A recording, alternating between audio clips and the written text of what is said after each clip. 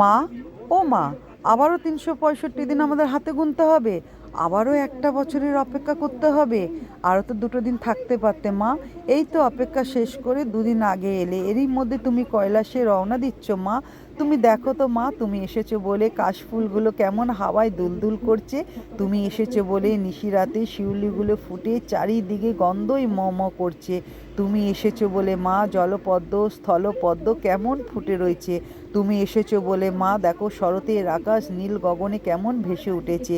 তুমি এসেছো বলে মা সবুজে সবুজ মাঠ ভরে আছে। তুমি এসেছো বলে মা সোনার ফসল দেখো কেমন ফুলে রয়েছে। তুমি এসেছো বলে মা কত রাস্তাঘাটে আলোয় আলো সেজে রয়েছে। তুমি এসেছো বলে মা আমরা নতুন করে নিজেরা সেজেছি। তুমি এসেছো বলে মা আমরা নতুন পোশাক পরেছি।